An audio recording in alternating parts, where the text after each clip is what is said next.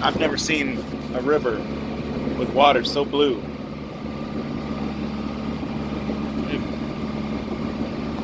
That's Canada on the other side.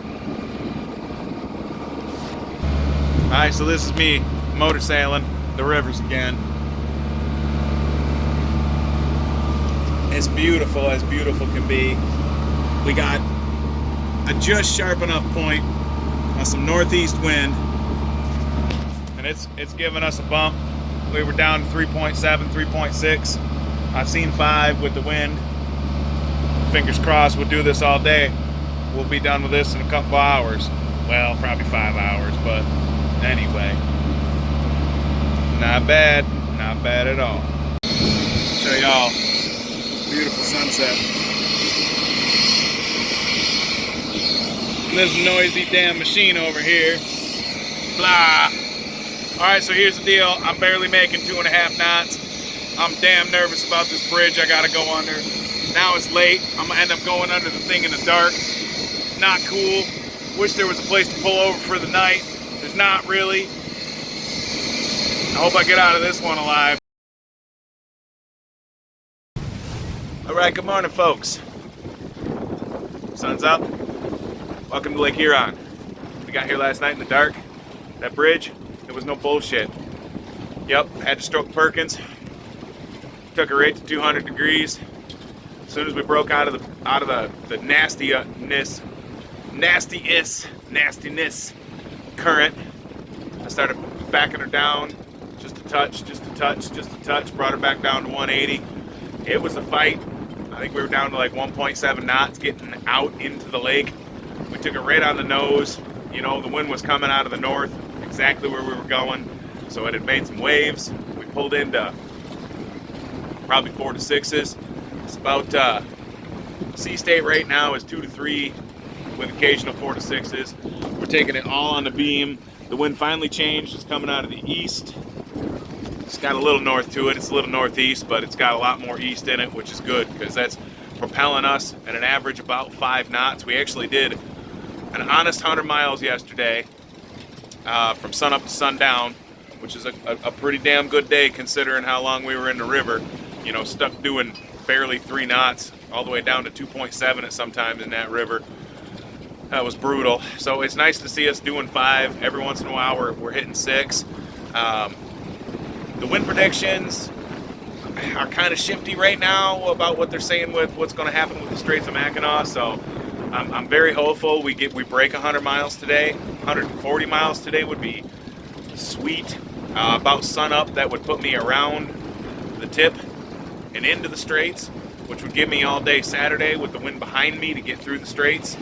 And maybe Sunday morning I'd pull into Grand Traverse Bay, drop the hook, clean the boat up, feel all right about things. Sunday afternoon probably is a bit more likely, but we'll just have to see what we can do in the next 2 days. So we got 2 days of favorable weather, and then Sunday they said there's a storm coming through, and then the winds change and they start coming out of the north, and we need to be in Lake Michigan so it blows us home by then. So, you know, always fingers crossed. Ran to Perkins yesterday for 20 hours straight. When I got out here, we were taking a beating. I heard something funny. It was pretty near 2 o'clock in the morning at that point, so it might have just been in my head.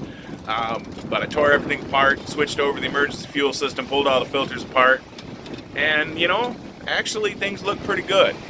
I actually saved that filter. I might use it later because it definitely wasn't worn out and packed full. And then we ran.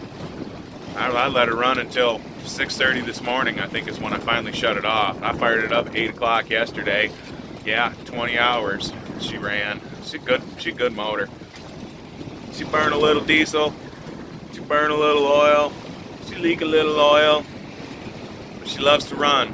Thank God. Thank God. And thanks Sir Perkins for just eating that cherry juice up. So we're actually in position to start rounding the thumb. I'm sure you can see land, and then that's where it stops. Ah, that's the end of the thumb right there. So that'll put us in Saginaw Bay, and then we'll see what gives there. There was predicted to be a doldrum in front of the bay. I'm hoping that we're far enough along in the forecast now that that's not going to be the case and we just get blown right across it. Curious whether or not the waves get bigger. Have to stay tuned to find out.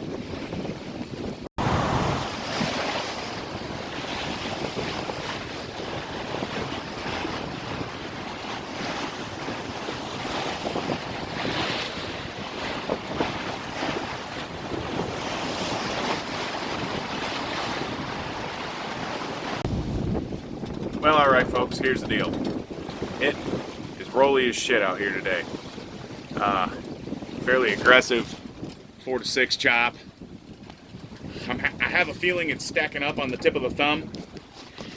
And I'm hoping that when we get past the tip of the thumb, it gives it a little more room to breathe. But it's very reminiscent of Cape Hatteras today out here with the rolly on the beam. I let some sail out to kind of help level the boat out earlier. I had a reef in the main, and sitting here thinking, you know, all right, what did we learn from Cape Hatteras? Well, hull speed equals stability, and we get this boat anywhere between 6-8 knots, and you get so much water passing the keel, it's hard for it to deviate from its course. So I opened all the sails up. We're doing better. We're around 6 knots now, and it's a lot more comfortable. So cross your fingers, cross your toes. You know, I'm not thinking this is life or death, but if the autopilot takes a shit right now, I'm in trouble. I'm hand wheeling this mess. So please, Sharona, hold on. Because if I have to go forward and deal with something, now that the reefs are all out, you know, the only way to do that really is to have autopilot on. I have a helm lock. I could probably fire the motor up and turn her into it and lock the helm lock and run up there and throw a reef in quickly. But, you know, that's on an if. It's so much easier with the autopilot on. So the wind predictions are to pretty much be the same for the rest of the day here. And it looked like it might pick up a little bit tonight. So we'll definitely be putting those reefs in before dark. Cross your fingers. Round the thumb. We go. Black and blue thumb. Woohoo!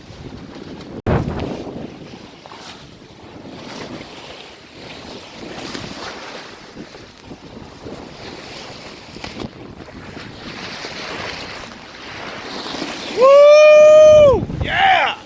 Going for 140 miles a day. Come on, get some!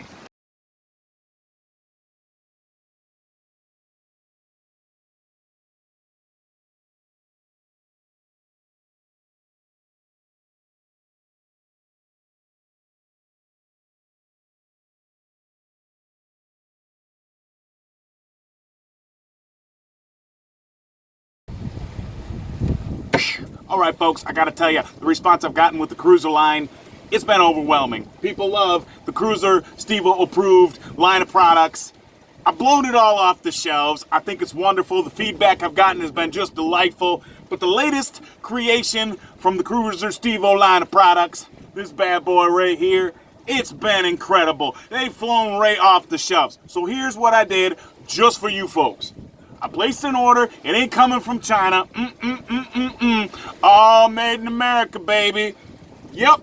Big old boxes and boxes and boxes, all right? They're sitting at the warehouse. They're ready to go. We're going to blow them out because I want to put one of these here Cruiser Steve-O Kung Fu bug killers in the hands of every cruiser out there, okay? Why? Because they work.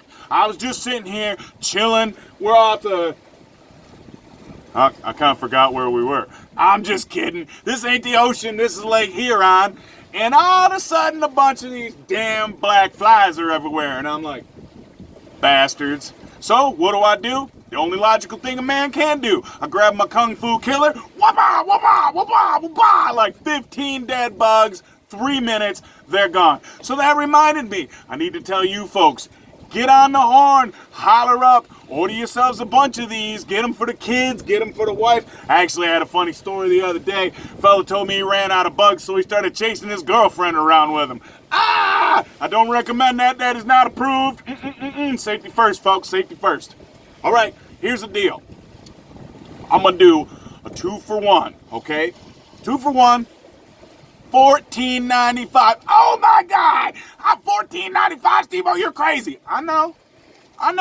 And all the proceeds are going to clean up the plastic in the Great Lakes. And then when we're done with Great Lakes, anything left over is going to the ocean. We're going to clean that up too. It is on like Donkey Kong in the jungle, my friends. Yep.